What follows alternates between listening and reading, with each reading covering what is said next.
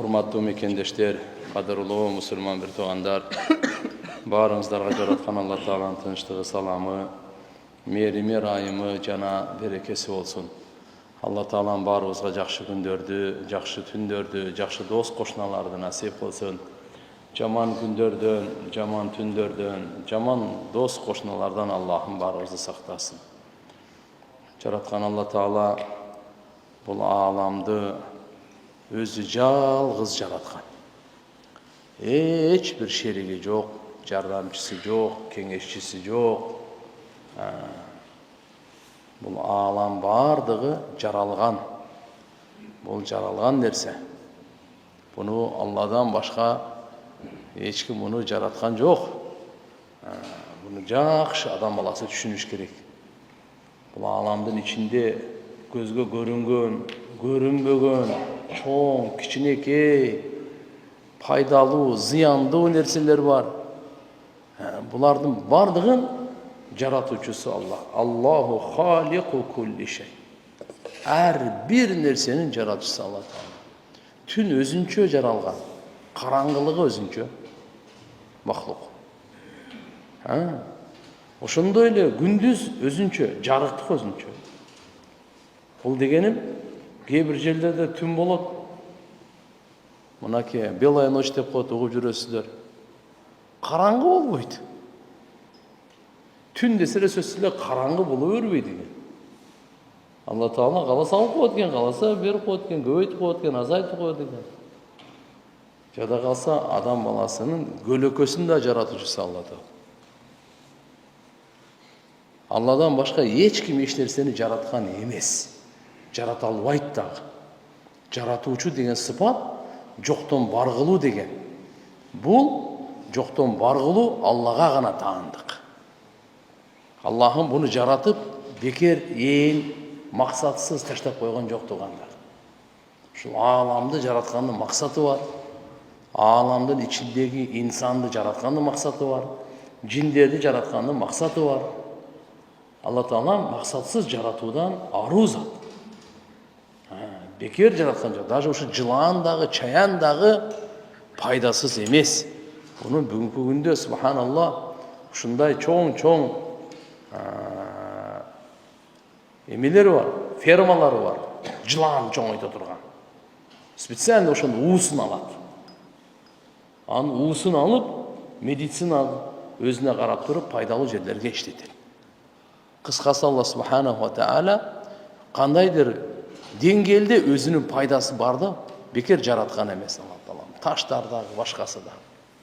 Эми бул бардыгын эмне үчүн жаратты десең, инсан үчүн жаратыптыр. Ушул жер асман, караңгы түн, жарык күн, бардык тоолор, куш, канаттуулар бардыгы инсан үчүн экен. Нефт кимге? Инсанга. Суу кимге? Инсанга. От кимге? Инсан. Жер кимге? Инсан.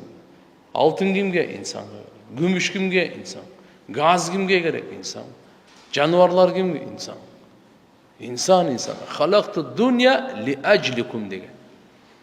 Дүниөнү бардык нерсеси менен мен силер үчүн жаратканмын. Силердин кажетиңер бүтөт, зарылчылыгыңар, силердин рахатыңар.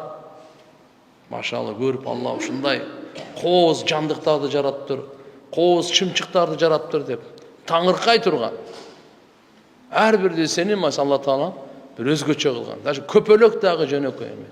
Ушунун бардыгына өзүнүн жаралуу структурасын берген, ошого түшүнүгүн берген, ошого жашоого өзүнө жараша жөндөмдүүлүгүн кошо берген Аллах бар. Аата кулле шейин халқаху сумма хада. Алла Таала Кур'анда onu өтө жакшы чагылтып берген. Ар бир нерсенин жаралуусун берип туруп структурасын, андан кийин жолдомо берген. Кумурскага өзүнүн жолдомосу бар. Баларынын өзүнүн жолдомосу бар. Ар бир нерсени балыктын кыскасы айтканда өзүнүн жолдомосу бар. Кантип жашаш керек? Пайда нерсени ала турган, жамандан коргоно турган өзүнүн эмеси бар. Жолдомосу. Алла Таала ушулардын бардыгын инсан үчүн жаратып, эми инсанды ким үчүн жаратты десеңиз, Айтат: "Халактукум ли ажли", мен силерди өзүмдү таанытыш үчүн, өзүмө ибадат кылыш үчүн жаратканмын дейт. Мынакей туугандар, жараткан Алла Таала өзүнө ибадат кылыш үчүн жараткан. Ошон үчүн бизге күн сайын жашоо берилип атат. Ошон үчүн бизге мүмкүнчүлүктөр берилип атат. Мүмкүнчүлүк деген туугандар мындай да, амал кылганга Алла Таалам мүмкүнчүлүк берет. Жашоо деген мүмкүнчүлүктөрдүн берилгенин айтат. Өлүм деген мүмкүнчүлүктөрдүн алынганын айтат. Өлүм болду ал уже мүмкүнчүлүк жок, ал сүйлөй албайт.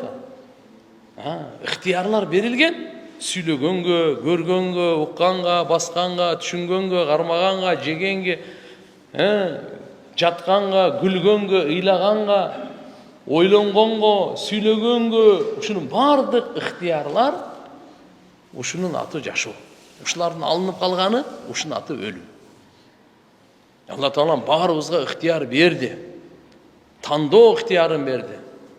Кааласаң пайгамбардын аркасынан жүргөндү танда, кааласаң шайтандын аркасынан жүргөндү танда, кааласаң чынчылдыкты, кааласаң жалгандыкты, кааласаң жарыктыкты, кааласаң караңгылыкты, кааласаң адилеттүүлүктү, кааласаң зулумдукту, сен танда. Сени сыноо үчүн жаратканбыз дейт Алла Таала. Алла Таала өлүм менен жашоону Куранда айтып койгон. Аллади халакал маут вал хаят лиябулувакум айюкум ахсану амала. Алланын заты ушундай улуу зат, таанып алгыла. Ал өлүм менен жашоону жаратты, силерди сынаш үчүн, кимиңер жакшы амалды кыласыңар. Өлүм менен жашоо. Эми Алла Таала сынайт экен, биз 24 саат сыноодо экенбиз. Куранда Алла айтат: "Ва наблукум бишарри вал хайри фитнатан", биз силерди жамандык менен да сынайбыз, жакшылык менен да сынайбыз. Оору берип дагы сынайбыз, ден соолук берип дагы сынайбыз. Жараткан Алла субханаху ва таала. Силерге кайгы, кыжалатчылыкты берип дагы сынайбыз, курсанчылыкты берип дагы сынайбыз. Кээде перзент берип сынайбыз, кээде алып сынайбыз. Сынайбыз дейт Алла Таала. Кээде байлыкты берип сынайт экен, кээде байлыкты алып коюп сынайт экен, кээде бийликти берип сынайт экен, кээде бийликти алып сынайт экен. Бирок биз унутпайлы, 24 саат сыноодобуз. Жакшылык менен, жамандык менен Алла Таала сынайт. Ошондо кандай пайгамбарыбыз саллаллаху алейхи ва саллям көрсөтмөсү, жолдомосу, багыты, пайгамбарыбыз саллаллаху алейхи ва саллям дүние ахиретте бактылуу болгонго эмне керек болсо бир нерсесин таштабай бардыгын айткан. Сыноолордон ийгиликтүү өткөн жолун бардыгын айткан. Бардыгын көрсөтмөлөрүн айтып берген. Ошондой эле дүние ахиреттеги бактысыздыкка жетелей турган бардыгын айткан, бирин калтырган эмес. Дозокко кире турганга дагы анын бардыгын айтып кеткен. Бейишке кире тургандар анын бардыгын айтып кеткен. Пайгамбар саллаллаху алейхи ва саллям бүткүл адамзатты куткаруу үчүн жиберилди да. Дүниөнүн бактысыздыгынан, ахиреттин кордугунан, дозоктун азабынан куткаруу үчүн келген туугандар.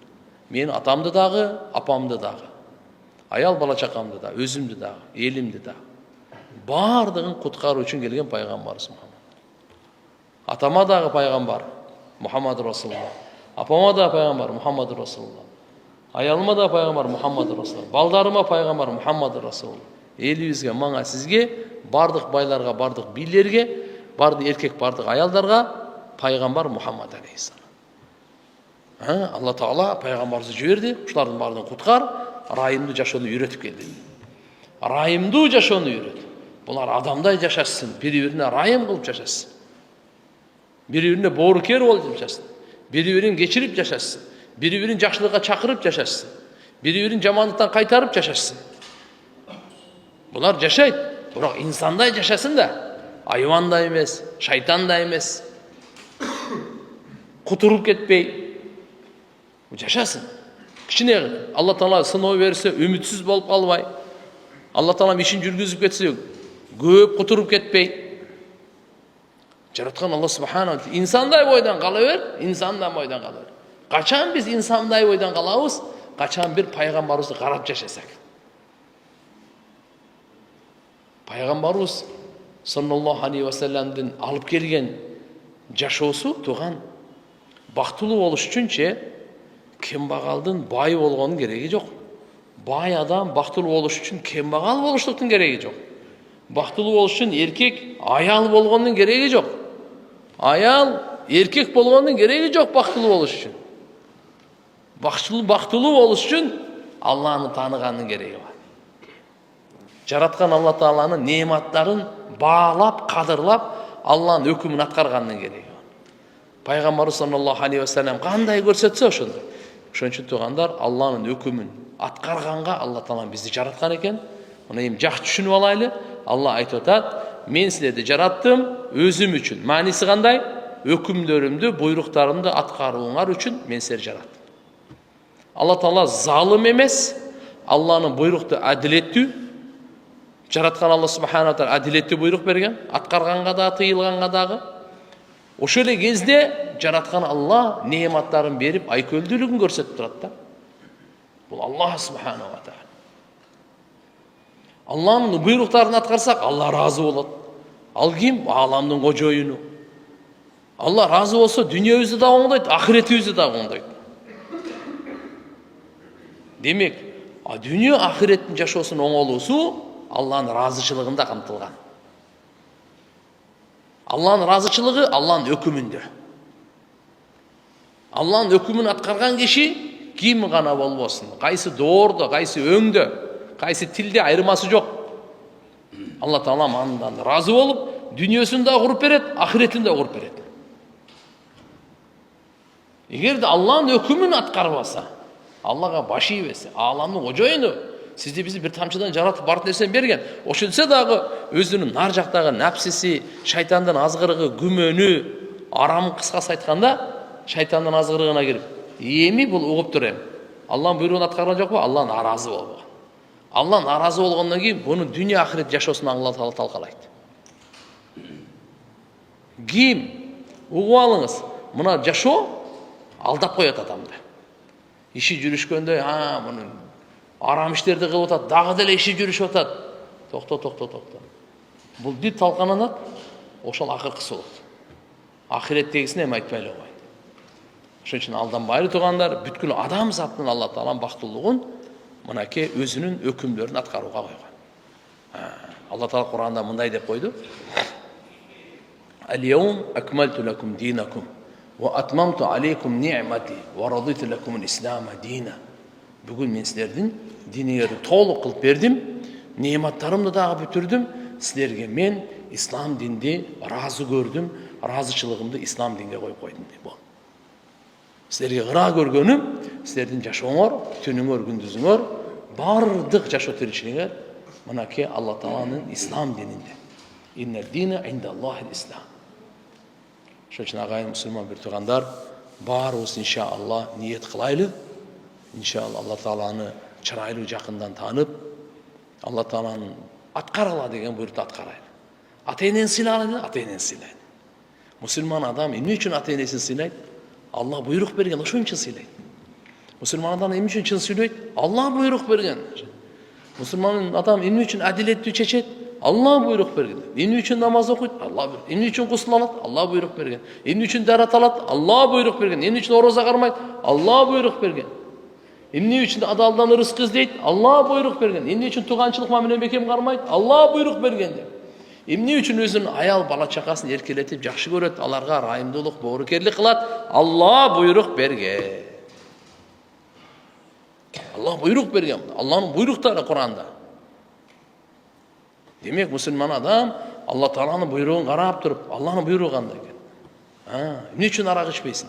Ден соолукка зыянда деп. Жок, Алла арам кылган, ошон үчүн ичпейм мен. Адамдар эмне дейт? Уурулук кылсаң адамдар эмне дейт деп. Адамдар эмне дейт эмес, Алла арам кылган. Адамдар эмне дейтти коюп туруш керек пока. Адамдар билип калса эмне дейт? Билбей калсачы дегендей. Туганда жараткан Алла Таала арам кылды. Болду. Ошон үчүн биз кылбайбыз. Бизди Алла Тааланын боорукер, бизди аяйт, аяр мамиле кылат, бизге жакшылыкты каалайт Алла Таала, бактылуулукту каалайт Алла Таала. Ошончо Алла субханаху ва тааля арамды жаратып туруп, эми ушуга жакындаба деди. Адалды жаратып туруп, ушуну аткар деди. Эми сыноо ушул. Алланын каалоосун карап жашайбы же напсисинин каалоосун карап жашайбы? Дүйнөдө эки түрлүү жашоо бар өзү. Алланын каалоосун карап жашаган бар, напсинин каалоосун карап жашаган. Эки эле бөлүнөт. Ким Алланын каалоосун карап, напсинин каалоосун курбанчылык кылса, Аллаху акбар, Алла Таала аны бактылуу кылат. Ким Алланын каалоосун таштап, напсинин каалоосунан кеткен болсо, сөзсүз эртеби кеч дүйнө талканат, ахирет эми өтө чоң азап, өтө чоң кордук күтүп турат. Аллахым барыбызды дозоктон отунан сактасын, бейишинен орун берсин. Бир алым айткандай, айткын дейт, Алла, бу дүйнө сени эстебестен кооз эмес. Ахирет сенин кечиримиңсиз кооз эмес. Бейиш сени көрбөстөн кооз эмес. Дүйнөнүн кооздугу, дүйнөнүн жакшылыгы, чырайы Алланын зикири менен. Зикирдин рух, жаны Алланы эстөө. Мүмкүн бирөө ла иляха иллаллах дейт, бирок жоксо Алла дейт, субханалла дейт. Бирок оюнда таптагыр башка. Бул ошо тили айтып атканы менен зикирдин акыйкаты келди. Ошон үчүн зикирде тилибиз менен жүрөгүбүз бир келсе, мына ошондо чыныгы зикир болот экен туугандар. Атак бирок алхамдулилля биринчи тилге келет. Анан ошону карап туруп, жүрөк менен ме алып кете баштайт. Тилге келбесе сразу эле каяка жүрөк мээге келсин. Ошон үчүн иншалла өткөнкү сабактарда айттык эле. Мына Алла субханаху ва тааланын зикири өтө улуу, эң чоң, ва зикруллахи акбар, эң улуу Алла тааланын зикири туугандар. Савабу ман шахида ан ла илаха иллаллах ва анна Мухаммадар расулуллах. Ким ла илаха иллаллах Мухаммадар расулуллахга күбөлүк берсе, ошонун сообу.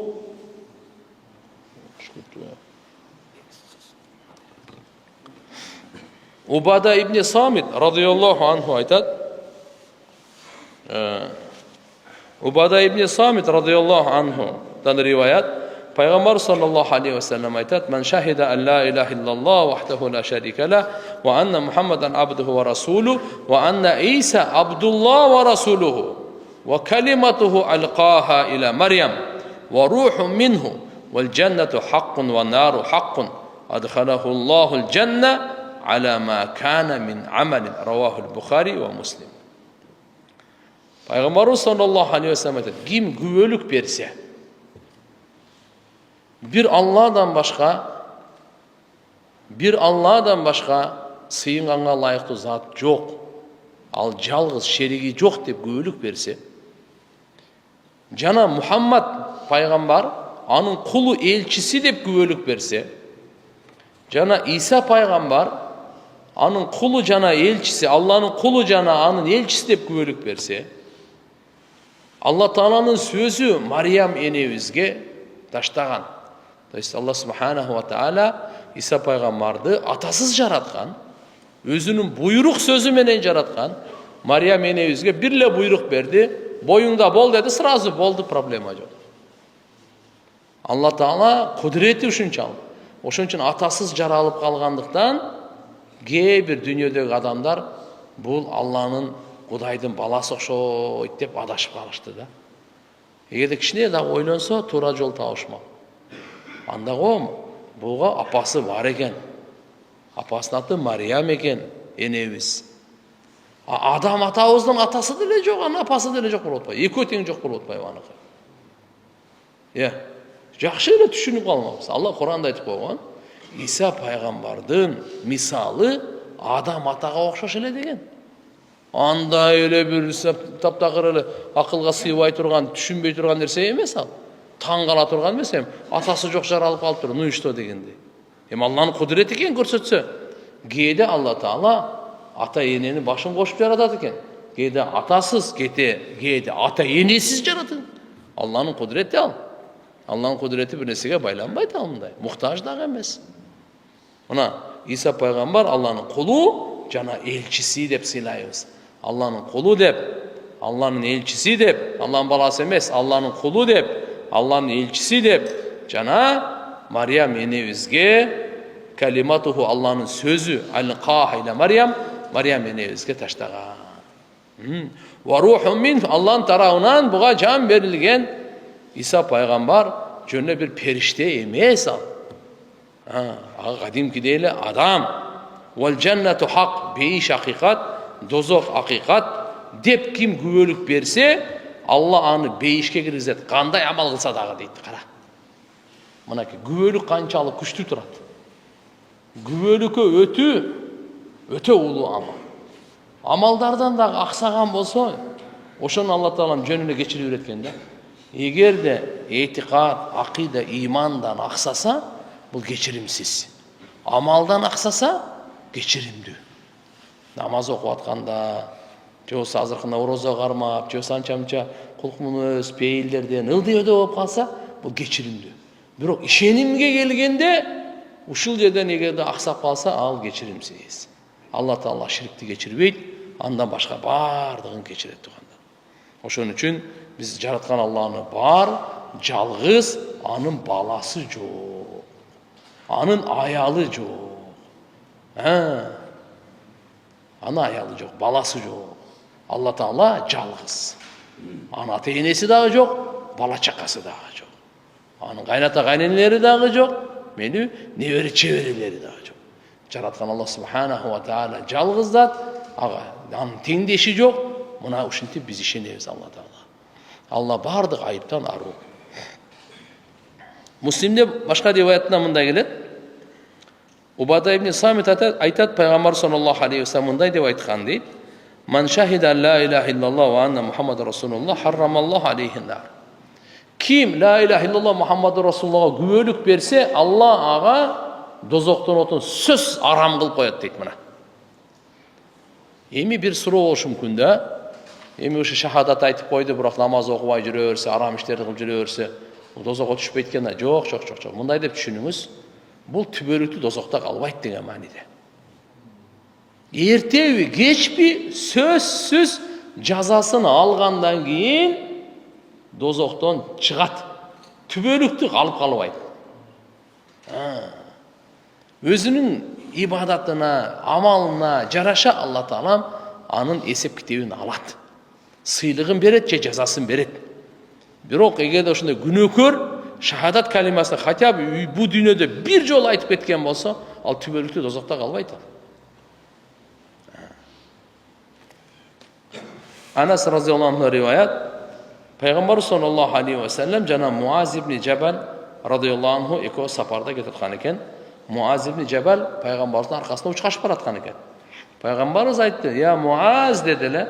Муаз айтты: "Лаббайк я Расулаллах ва саадайк." Саласан 3 жол айтты. О Алланын элчиси, мына айтыңыз, мен бердим. Буйруңуз, не дейсиз? 3 жол. Пайгамбар айтты: "Ма мин ахадин яшхаду ан ла илаха иллаллах ва анна Мухаммадар Расулуллах сидкан мин қалбихи илля харрамахуллаху алан нар." Пайгамбар айтты: "Ким ла илаха иллаллах Мухаммадар Расулуллахга чын жүрөктөн күбөлүк берсе, Алла аны дозоктон отуна сөз арам кылып коёт." Алла Субханаху ва Таала аны дозоктон отуна арам кылып коёт. Мурунку риваятта харрамаллаху алейхи нар, ага дозоктон оту арам. Ал дозокко арам, дозок буга арам. Ким чын жүрөктөн эле ашхаду ан ла илаха иллаллах ва ашхаду анна Мухаммадан абдуху ва расулу десе, бүттү. Дозок ага арам, ал дозокко арам. Бири-бирин көрбөйт деген сөз да. Бирок баягында эгерде амалдан кемчилдик болсо, жараткан Алла Таалага анда. Кана бир шахадат айтып коелучу: "Ашхаду ан ла илаха иллаллах ва ашхаду анна Мухаммадан абдуху ва расулу." Маша. Айтып жүрүшүбүз керек да. Ар жерде жатаарда бир айтыңыз, эртең менен бош учурларда ашхаду ан ла илаха иллаллах. Мааниси ушу: мен күбөлүк беремин деп айтып атасыз да. Бир Алладан башка сыйынганга ылайыктуу зат жок. Ашхаду ан ла илаха иллаллах ва ашхаду анна Мухаммадан абдуху ва расулух. Birinci hadiste Ашхаду ан ла илаха иллаллах вахдаху ла шарика лах. Ва ашхаду анна Мухаммадан абдуху ва расулух. Ва Иса Абдуллах ва расулуху. Иса пайғамбар. Ва калиматуху алқаха иля Марьям ва рухун минху. Вал джаннату хаққун ва нару хаққун. Ушинтип айтып қойсаңыз, өтті. Алла Таала маны сөз бейші кіргізеді, қандай амалы болса дағы дейді. Анан өзгөчө шахадатты адам баласы бір құрсаншылық болып қалды, балалы болып қалды, шахадат айтып қой.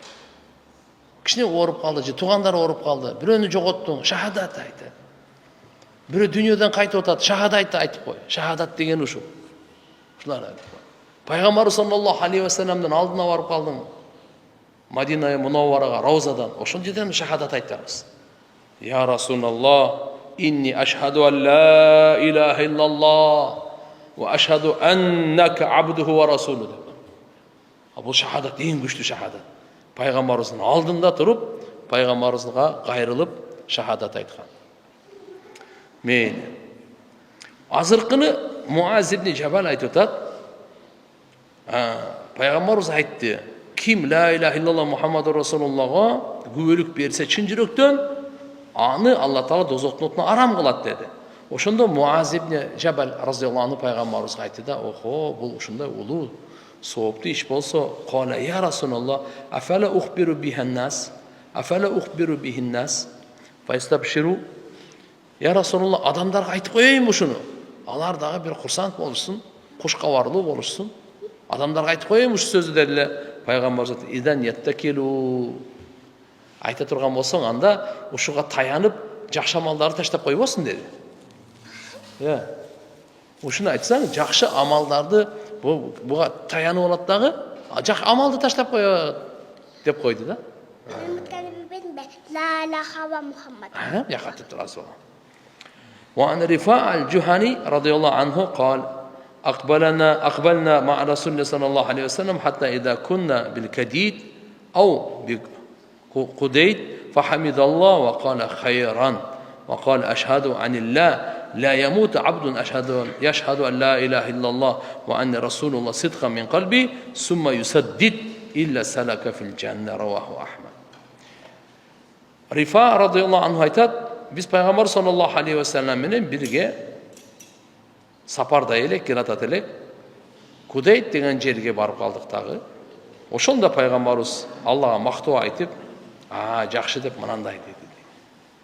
Мен Алланың тарауынан күбөлүк беріп айтайын, қайсы бенде шахадат беріп, бір Алладан башқа сыйынғанға лайықты зат жоқ, жана мен Алланың елшісімін деп жүрегінен чындық менен күбөлүк беріп өле турган болсо, ал сөз бейиштин жолуна чыкты. Мына кетип калгандар. Демек ушул күбөлүк менен эле дүйнөдөн өтүп кете турган болсок, Кудай кааласа пайгамбарыбыз айтып атат, мына түз иншалла салака фил жанна бейиштин жолуна чыгып калат. Бирок сумма юсаддид дегени кийин күбөлүк бергенден кийин ошодо түз болсун дейт. Ошого түз болсун. Абдулла ибн Амр ибн al-As radıyallahu anhuma rivayet kılat Peygamber sallallahu aleyhi ve sellem aytat, Allah Teala menin ümmetimden bir kişini kıyamet günü şu kalayık kaltının aldığında tandap çıkarad eken dağı. Ağa 99 amal depterin açıp görsetedi eken.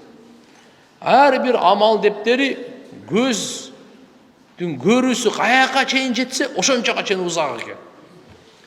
Кейін анан Алла Таала айтат экен, атункиру мин хада шайан. Ал аябай көп күнөө кылып кеткен экен ахиретке.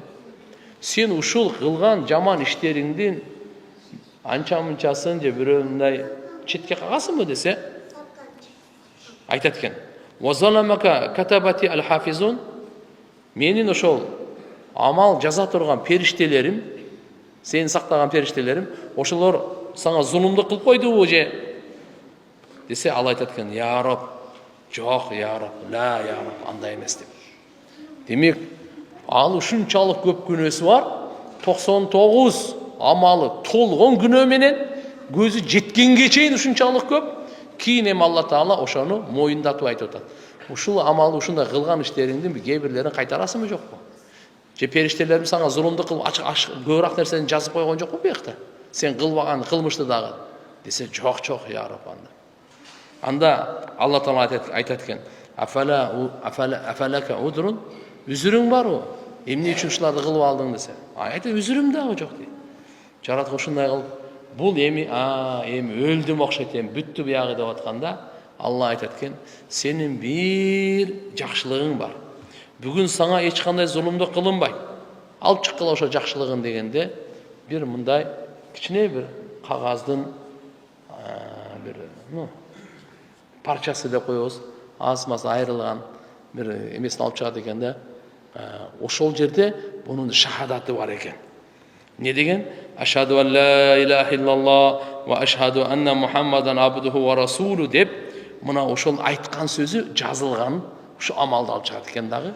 Алла Таала айтат экен: буну бардагы эми таразага тарт, күнөөлөрүң менен. Сооп жагын койсо, я Алла, ушунча күнөөлөр турат дептер, 99 дептер. Бул жөн эле бир барака, ошо кичинекей эле жазылып калыптыр. Бул эмне болмогон эле деп. Алла субханаху ва тааля айткан: сага бүгүн зулумду кылынбайт, бар тарта бер dedi. Тартып таразага койгондо сооп жагына, барлыгы бар күнөө жагына коюлганда. Көтөрүлүп субханалла, фи киффатин вал битақата фи киффатин фаташат сижиллат фасакру битаqa ва ла яскулу ма исмиллахи шей. Баягы күнөөгө жазылган бардык дептерлер учуп кетет экен нары. А бул бардыгын салмактуу болуп басып калат экен. Алланын аты менен, Алла Тааланын аты менен бирге эч бир нерсе ага үстөмдүү салмактуу боло албайт. Мына кеп турган. Бул дегени шахадат ушунчалык улуу ибадат экен.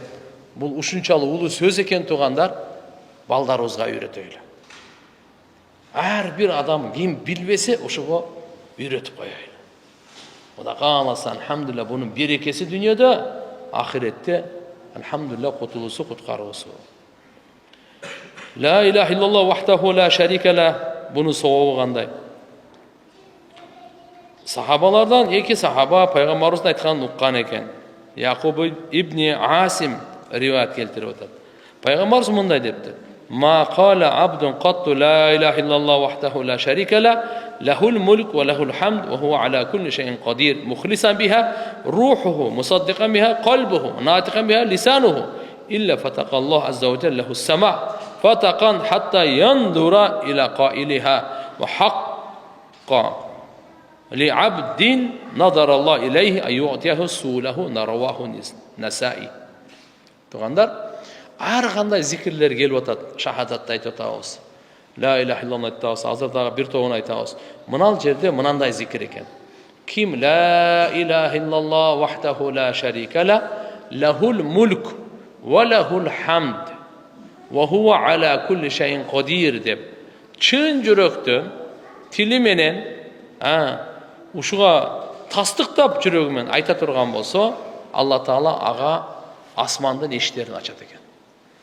Асман эшиктери ачылып, Алла Таала буга назар салат экен, буну карайт экен. Буга назар салат экен, буга карайт экен. Ушуну айткан кишиге Алла Таала назар салат экен, карайт экен.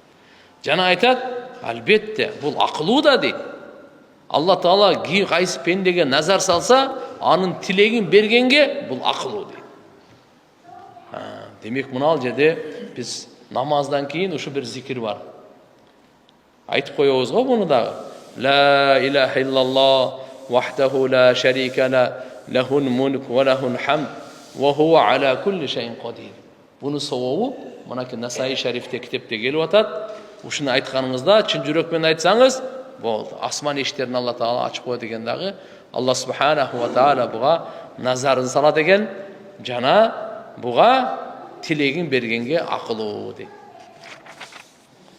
Абу Умама разияллаху анху риваят, пайгамбарыбыз саллаллаху алейхи ва саллям айтат: "Ман кала ла илаха иллаллах вахтаху ла шарика ла, лахул мульк ва лахул хамд ва хува аля кулли шайин кадир, лам ясбикха амалун ва лам ябқа мааху саййатун."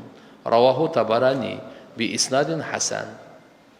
Ким ла илаха иллаллах вахтаху ла шарика ла, лахул мульк ва лахул хамд ва хува аля кулли шайин кадир айтса, Андан бир дагы амал өтүп кетпейт, бир дагы күнөө калып калбайт деген экен. Демек, bundan бир дагы амал озуп кетпейт, анда бир дагы күнөө калып калбайт. Барды кечирилет деген сөз да. Башка бир дагы амал алдынан өтүп кете албайт дейт. Лам ясбиқха амалун ва лам ябқа ма'аха саййатун. Ушу дуа менен. Кайсы экени тугандар? Ла илаха иллаллах вахдаху ла шарика ла, лахул мулк ва лахул хамд ва хува ала кулли шайин кадир. Амир ибн Шуайб атасынан, ал чоң атасынан риваят кылат. Пайгамбарыбыз айтты: "Хойру дуа дуау яуми арафа." Дуалардын эң мыктысы Арафа күнү дуа. Арафа күндүн дуасы дуалардын королу экен да, саз айтканда. Дуалардын эң мыктысы Арафа күндүн дуасы дейт тугандар. Арафа деген Курбан айттан бир күн мурда мейли ажылар Арафага барат. Биз Арафа күндүн дуасы деп атат. Арафа тоодого эле эмес, Кыргызстанга деле Арафа күн келет. Америкасына деле, Япония. Демек, ошол Курбан айттан бир күн мурдагы күндү Арафа күн деп коет. Ошол күнү дуа кылышыбыз керек экен, өзгөчө. Күн сайын эле дуа кылабыз, бирок ошол күнү өзгөчө дуага көңүл буруш керек экен. Анткени пайгамбарыбыз айтып атат: "Хойру дуа." Дуанын эң мыктысы дуа яуми арафа, Арафа күндүн дуасы dedi. Ва хойру ма культу ана ва набиюн мин кабли. Эми айтат: мен жана менден мурда пайгамбарлар айткан сөздүн эң мыктысы айтайынбы? Ла илаха иллаллах вахдаху ла шарика ла, лахул мулк ва лахул хамд ва хува ала кулли шайин кадир дейт. Раваху Тирмизи. Пайгамбарыбыз бул жерде не деп атат? Мен жана менен мурдагы бардык пайгамбарлардын айткан сөзүнүн эң мыктысы ушул болгон дейт. Кана айтайлычы барыбыз? Ла илаха иллаллах вахдаху ла шарика ла, лахул мулк ва лахул хамд ва хува ала кулли шайин кадир. Бунун бир фазайлын билип алайлы. Буну биз айтайлы, буну эмне үчүн айтасың десе, буну пайгамбарыбыз жана пайгамбарыбыздан мурдагы канча пайгамбар өтсө, ошонун бардык айткан экен. Ана Адам атабыз айткан, Ибрахим пайгамбар айткан, Нух пайгамбар айткан, Иса пайгамбар айткан, Муса пайгамбар айткан.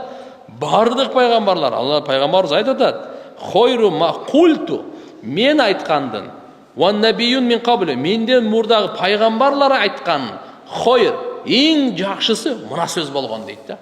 Ла илаха иллаллах вахдаху ла шарика ла, лахул мулк ва лахул хамд ва хува ала кулли шайин кадир. Бир Алладан башка сыйынган ылайыктуу зат жок, ал жалгыз, шериги жок. Ага гана таандык. Лахул мулк. Мулк деген мына бардык алам Алла Таалага таандык. Бадышалык Аллага таандык. Ва лахул хамд, мактоо ага гана таандык. Ва хува ала кулли шайин кадир дегени Алла ар бир нерсеге кудурети жетет. Ар бир нерсеге кудуреттүү. Жараткан Алла Таала. Ушу сөздүн мазмуну ба кыскасы мындай да. Демек ушуну иншалла күн сайын эле айтып жүрүшүбүз керек экен. Өзгөчө Арафа күнү айтышыбыз керек экен дагы. Арафа күнү өзгөчө дуа кылышыбыз керек. Абу Аййиб радhiyallahu anh риваят, пайгамбар саллаллаху алейхи ва саллям айтат: "Ман кала ла илаха иллаллах вахдаху ла шарика ла, лахул мулку ва лахул хамду ва хува ала кулли шайин кадир, кана каидли мухаррарин ау мухаррарайн." Раваху Табарани. Ким ушунучу айтса, азыркы зикирде айттык го, бир кул же эки кул азат кылгандай сооп берилет деген экен. Анил Бара ибн Азиб радhiyallahu anhu пайгамбар саллаллаху алейхи ва саллям айткан экен: "Ман манаха минхата варикин ау минхата лабанин ау хада зуқақан фа хуа каитақ насаматин." Ким күмүш садака кылса, же сүт садака кылса, же бир адамга жол көрсөтүп койсо, адашып калган, жол таппай калган, сурап калды, көрсөтүп койсо, ал бир кулду азат кылгандай сооп алат деди. Эми ким ла илаха иллаллах вахдаху ла шарика ла, лахул мулк ва лахул хамд ва хуа аля кулли шайин қадир деп айтса, фа хуа каидхина саматин. Бұл да құлда азат қылғандай сауап алады дейді. Жол көрсеткен, садақа берген, сүт берген, бұға садақаны сауап емес. Азырқындай құлды азат қылғандай сауап болса, азырқы зикірге дағы құлды азат қылғандай сауап береді екен. Демек туғандар, жиынтықтап айтқанда, لا إله إلا الله وحده لا شريك له له الملك وله الحمد وهو على كل شيء قدير улуу зикир экен. Телевизион түшүрбөй айтып жүрө турган зикир экен. Бирөө сураса кандай зикир десе, бул ушундай зикир пайгамбарыбыз айткан. Bundan bir daha amal ötüp kete alıbayt, oz alıbayt, bir daha günü bu zikirde aytkandan keyin kalıp kalıbayt. Жана бул зикир пайгамбарыбыз өзү айтып атат. Мен жана менен мурдагы бардык пайгамбарлардын айткан сөзүнүн эң мыктысы деп атат. Жана пайгамбарыбыз айтып атат, бул зикирди бир айта турган болсоң, кулду азат кылгандай сооп берилет деп атат. Мына нерсе биздин алдыбызда болсо, Кудай кааласа, айткан сайын рахаттанабыз, айткан сайын тазаланабыз, айткан сайын курсант болобуз. Дагы биринчиси, үчүнчүсү, башында айткан хадисте, ушуну айтканда асман эшиктери ачылат. Алла Тааланын өзүнүн рахмат назары салат экен. Жана бул акылуу дейт ошого, Алла Таала тилегин бергенге акылуу дейт. Бисмилла.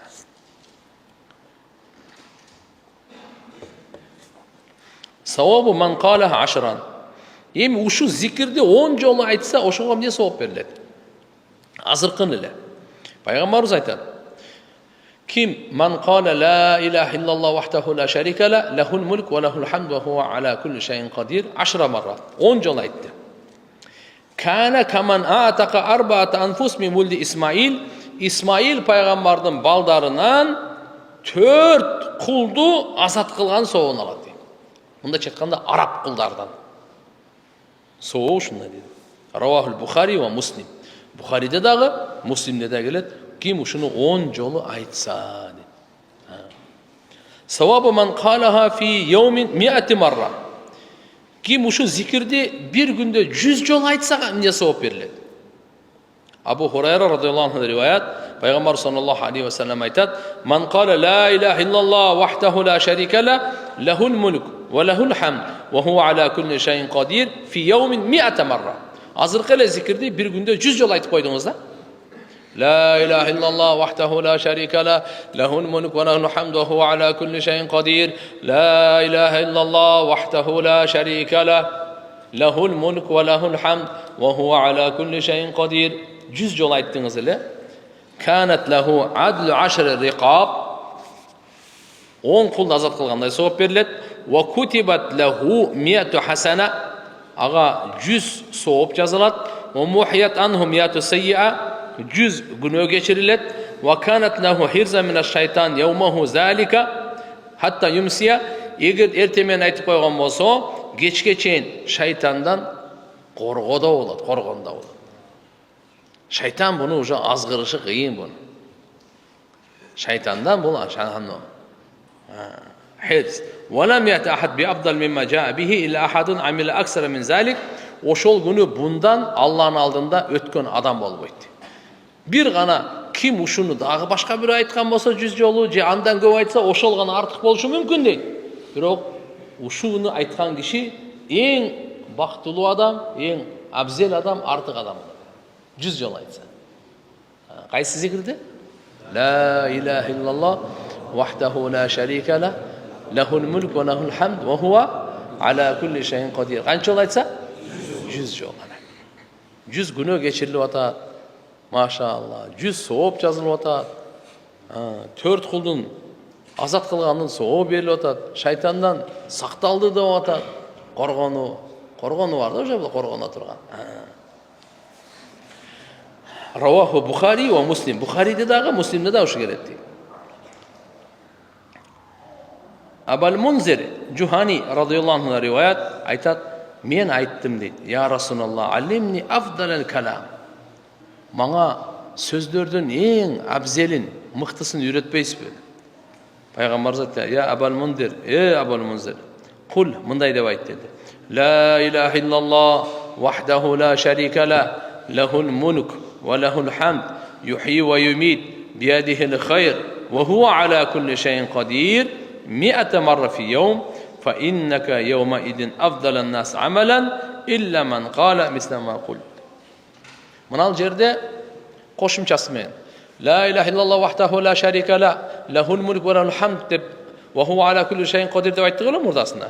Эми وهو على كل شيء قدирге чейин يحيي ويميت بيده الخير وهو على كل شيء قدير деп қойсаң, бұл сөздердің ең абзели ушул болмады. Бұл кішіге мынандай пайғамбарымыз Абул Мунзирге ушинтип айтқан. Сауабу науин минху. Дағы бір зикірдің сауабы. İmam Ahmad, İmam Bazzar, Muaz ibn Jabal radıyallahu anh rivayet keltirip çıkarışat.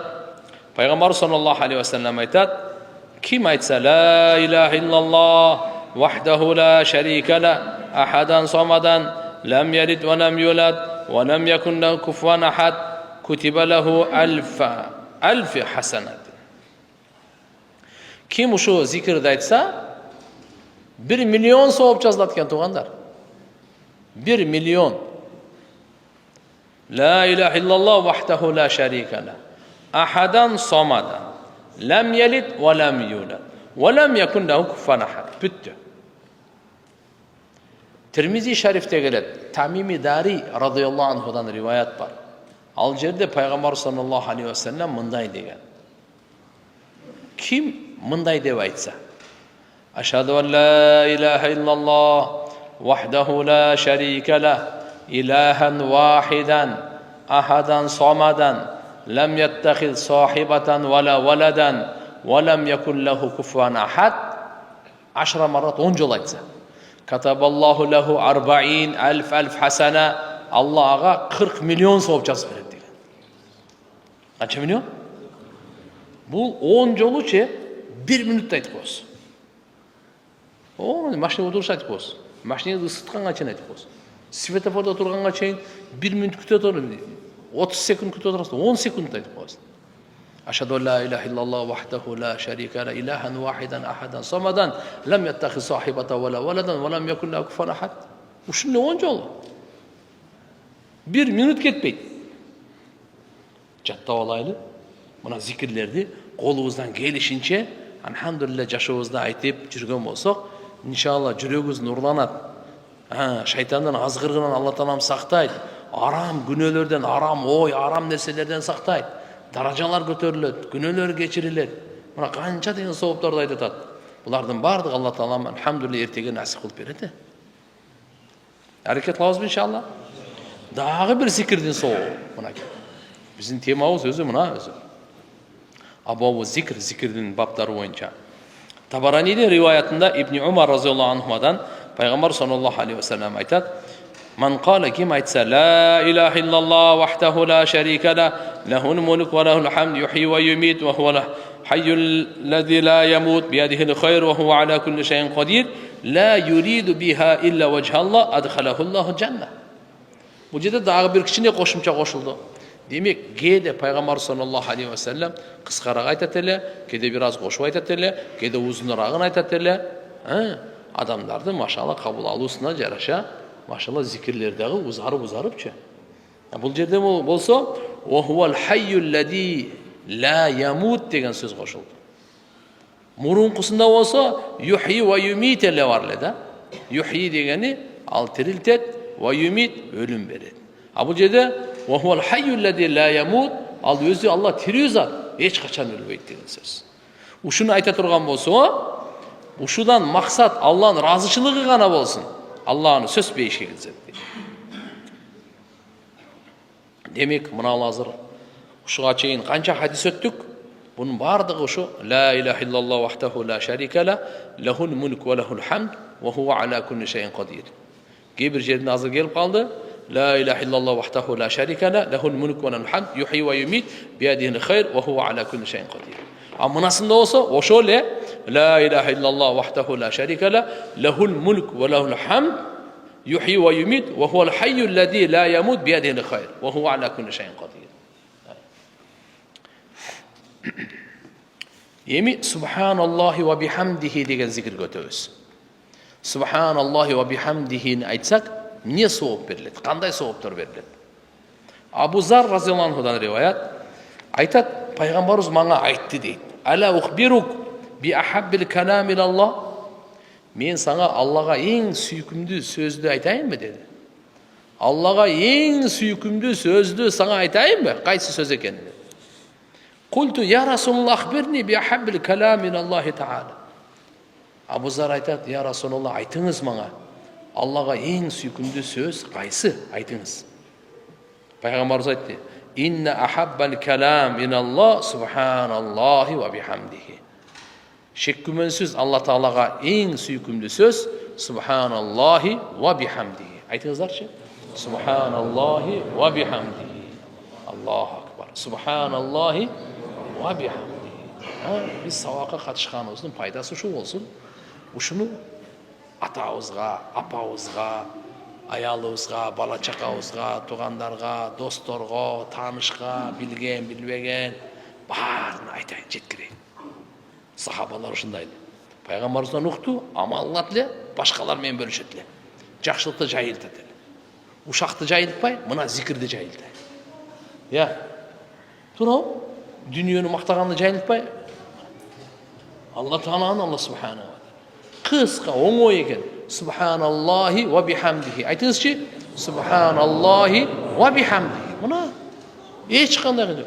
Бул не десе, сизден сураса, бул сөздөрдүн эң сүйкүмдүүсү Алла Таалага. Алла Таалага эң жакшы көргөн сөз ушул. Мен, сен деп кыйынсынбай, Аллага жакшы көргөн сөздү айтайын. Бунун мааниси мындай. Ким Алла Таалага жаккан сөздү айтса, өзүн дагы Алла Таала жактырат да. Сиздин сөзүңүз жаккандан кийин өзүңүздү Алла Таала жактырат. Сөзүңүз дагы, өзүңүз дагы. Бул сөз жөнөкөй сөз эмес бул. Туган, бул сөз жөнөкөй сөз эмес бул. Алла разы боло турган сөз, Алла жакшы көргөн сөз бул. Ахаббун калам илаллахи азза ва жал. Алла Таалага эң сүйкүмдүү сөздөрү мынакей. Субханаллахи ва бихамдихи. Бунун котормосу мындай. Субханаллах деп айтып атпайбызбы? Намаздан кийин субханаллах деп. Бул жерде кичине кошумчасы бар да. Субханаллахи ва бихамдихи деп коесуз. Не деп коесуз? Субханаллахи ва бихамдихи. Оңой эле үйрөнөбүз. Айтыңызчы. Субханаллахи ва бихамдихи деп эле кошобуз. Баягы субханаллах бар, болду. Ошого эле ва бихамдихи кошсоңуз зикир болуп калат.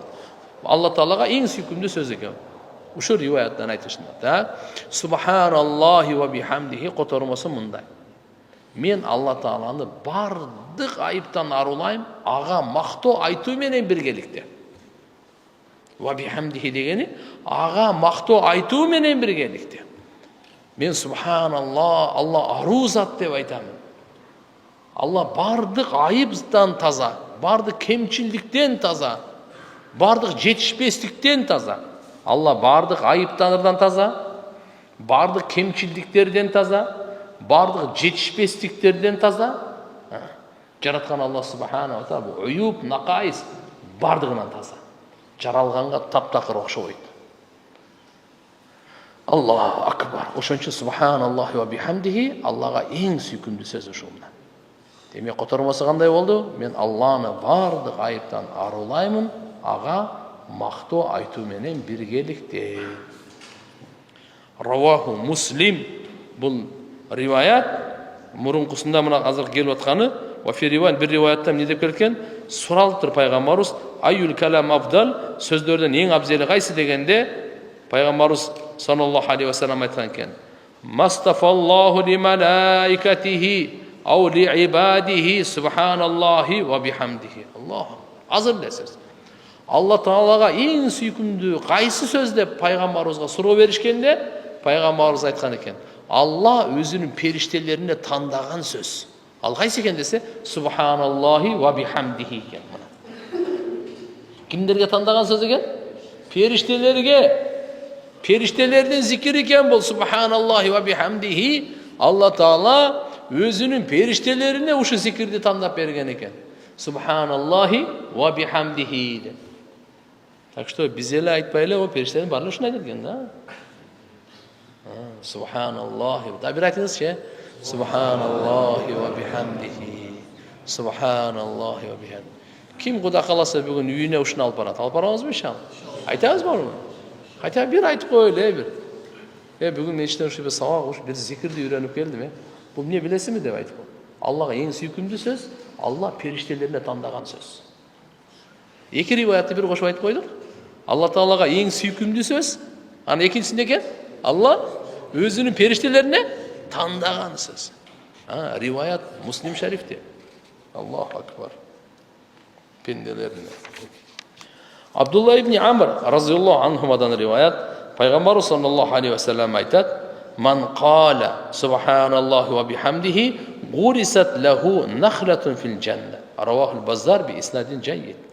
Ким субханаллахи ва бихамдихи десе, ага бейиштен бир курма дарак отургузулат экен.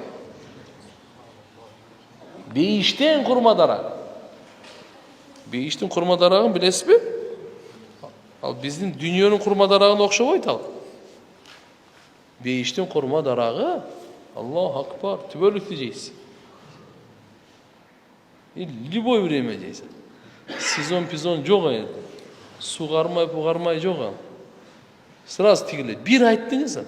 Ким 100 жол айтса, 100 бейиште дарак тигилет. Ана. Пока денебизден жан чыкканга чейин айтып калайлы. Кудай билет качан чыгып кетет. Алла качан чакырса, ким жок дей алат. Тура турчу ойлоноюн деп айта турган бирөө барбы? Мен ишим калып кетти, мына план калып кетти деген бойдон кетебиз да.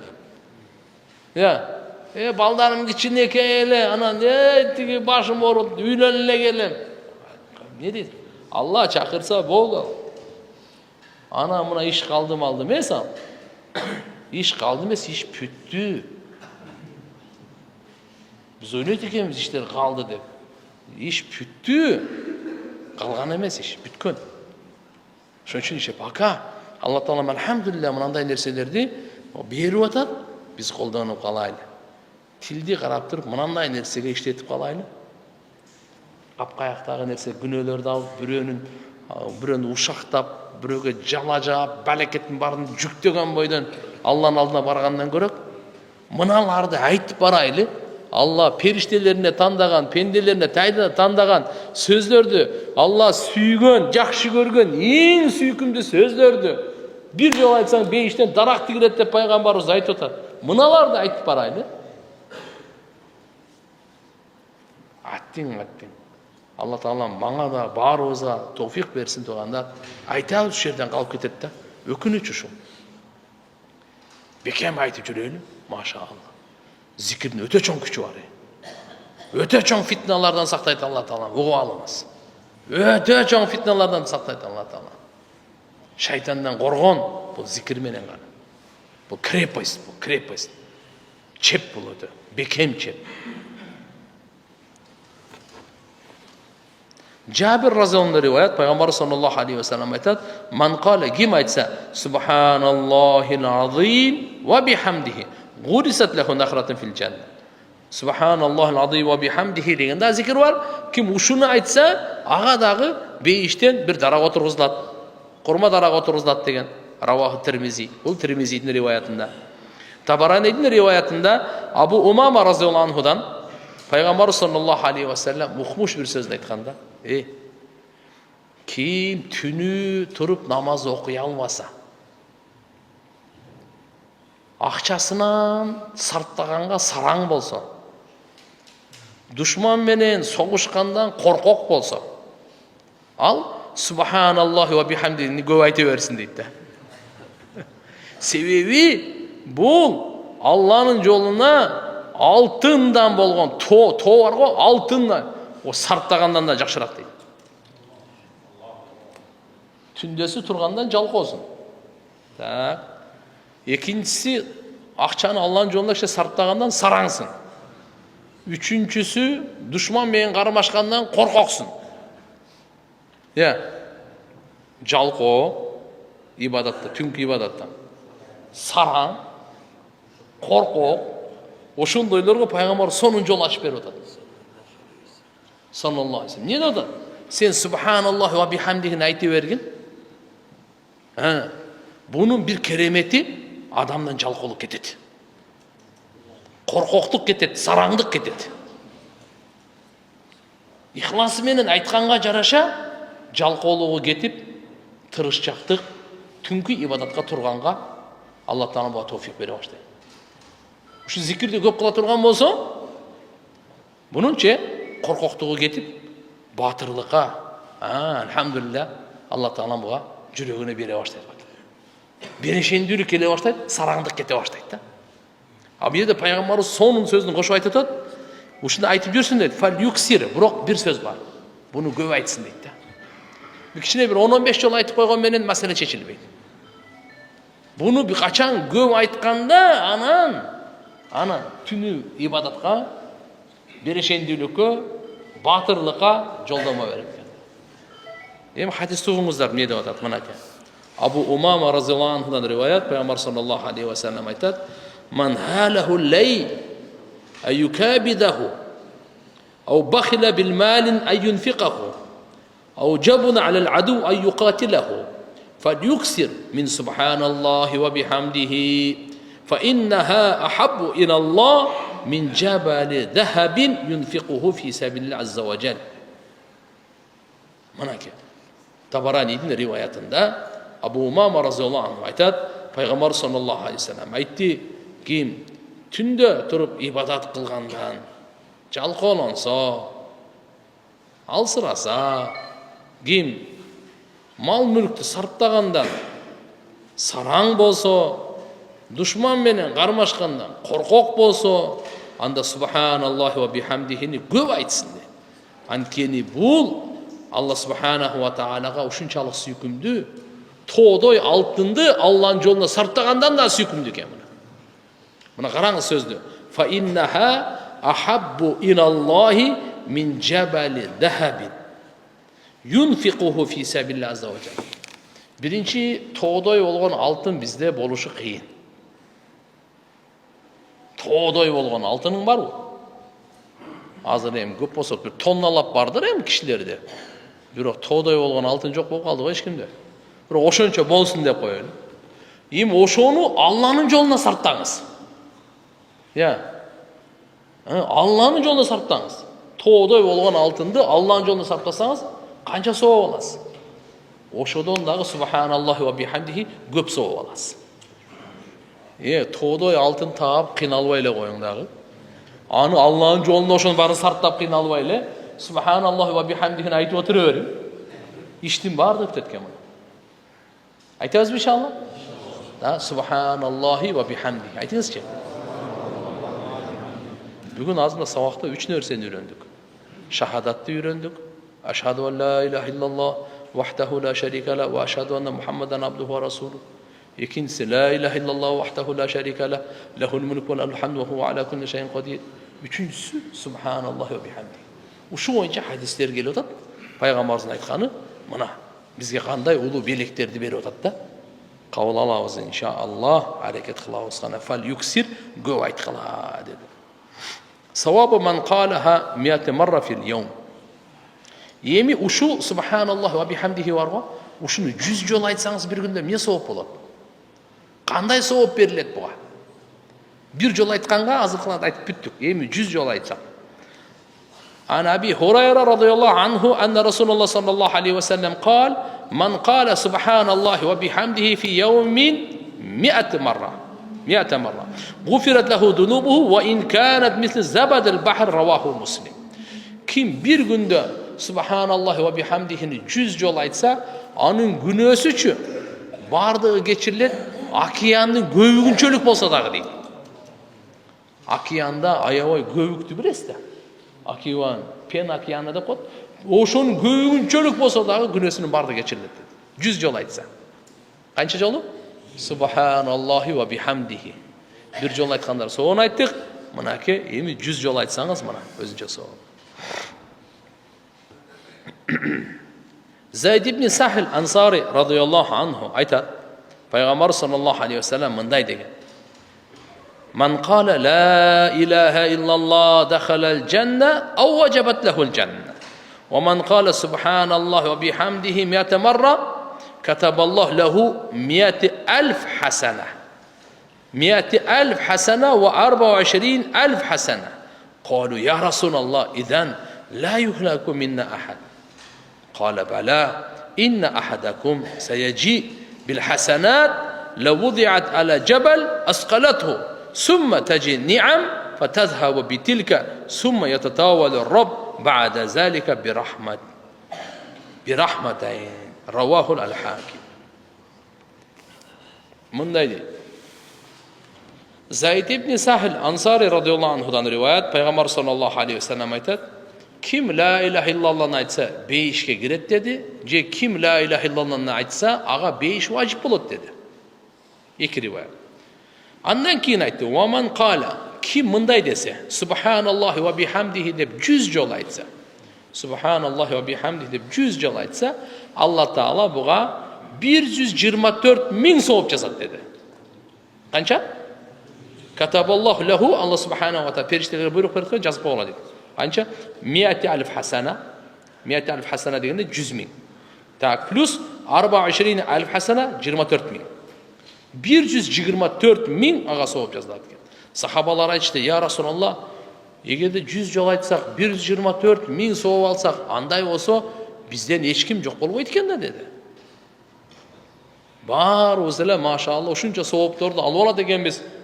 Идан ла юхлаку минна ахад. Бирөөбүз дагы халак болбойт экенбиз деп, жок болбойт экенбиз. Пайгамбарыбыз айтты, "Ооба" dedi. Бирок угуп алгыла. Силердин бирөөңөр өтө көп сауаптарды алып келет. Ошо сауаптарды тоого койсо, тоодон дагы оор болот. Бирок кийин Алла неематтарды алып келет. Неематтарды алып келгенде соогуң көрүнбөй ал жок болот дейт. Соогуң не болуп калат дейт? Салыштырып калгандачы, кийин Алла өзүнүн райымдуулугу менен аны киргизип берет бейишке дейт. Туган миллиард сооп алыңыз, бирок бир көзгө таразага тартканда миллиард соогуң бир көзгө ылайык келбейт экен.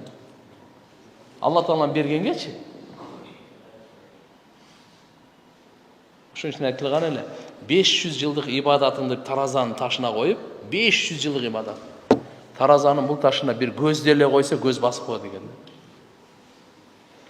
Алла Таалам бизге берген неиматтардын, Аллаху акбар, бунун баасы жок экен да, бунунчу. Бунун вообще баасы жок экен. Ошон үчүн Пайгамбарыбыз айтады, саллаллаху алейхи ва саллям, даже ушунчалык көп сооптарды алып келесиң, туура дейт буга. Алхамдулилlah, сооптарды көп кылганда жакшы. Тоодого да, тоодон дагы салмактуу болуп келет. Бирок неиматтарды алып келгенде бул тигине жөн эле көзгө көрүнбөй калат экен да. Кийин Алла субханаху ва тааланын өзүнүн райымы менен кирди. Вакыт болуп калды. 2 минут. Мала бир хадис окуп коёюн. Ан Аби Умама радıyallahu anhu qala Rasulullah sallallahu aleyhi ve sellem man qala subhanallahi ve bihamdihi kana misla mi'ati badana idza qalaha 100 marra. Kim Peygamberimiz aytadi sallallahu aleyhi ve sellem subhanallahi ve bihamdihini 100 жолу айткан болсо, ага 100 төөнүн садака кылган соо берилет. Бир төө кымбат эле. Аны акча табыш кыйын. Төөгө ээ болгондон кийин аны сарпташ да кыйын, оңой эмес да. Машалла, Алла Тааланын берген адамдар бар, эми жомарттар бар, адалдан табат, адалга сарптайт, Алла разы болсун. Мына жерде пайгамбарыбыз сизге бизге кандай сонун жол айтып койду? Раваху Табарани дейт. Мына Табаранинин риваятына келет, субханаллахи ва бихамдихи айтсаңыз 100 жолу 100 төөнү Алланын жолуна садака кылган соон аласың дейт. Демек жыйынтыктап айта турган болсок тугандар, мынакей субханаллахи ва бихамдихини соо айтсак, Аллага эң сүйкүмдүү сөз экен бул. Алла периштелерине тандаган, жактырган сөз экен бул. Бир жолу айтканыңызга бейиште курмадараак тигилет экен. Андан кийин адамдын карасаңыз коркоктугун, сараңдыгын, жалкоолугун кетире турган кереметтүү бул сөз экен. Алла Тааланын жолунда бир тоодой болгон алтынды сарптагандан да Аллага сүйкүмдүүрөөк экен. Күнөөсү океандын көгүнчөлүк болсо да бары кечириле турган экен 100 жолу айтса дейт. Муну 100 жолу айтсаңыз 124.000 сооп берилет деп атат. Акыркысы 100 төөнү курбанчылык кылган соо берилет. Алла Таала баарыбызга ушу зикирди кылганга тоофик берсин. Ошон үчүн иншалла тилдерибизди бирок көндүрөйлү. Азыр көнөлөк да. Буга иншалла сөзсүз баягындай көндүрүшүбүз керек. Биз азыр өзүбүздү мактап көнүп калганбыз го. Ушуну өзүдө кантип көнүп калдык ошого. Айта берип көнүп калдык да. Туурабы? Биз азыр бирөөнү жамандап көнүп калганбыз. Кантип көнүп калдык? Канча жылдан бери жамандай берсең көнүп калат экенсиң да. Эми ушуларды биз токтотойлу дагы. Ушунун ордуна тилибизди мына зикирлерге көндүрөйлү. Пайгамбарыбыз айткан зикирлерге көндүрөйлү, бул нур да. Мурунку хадисте айттык го.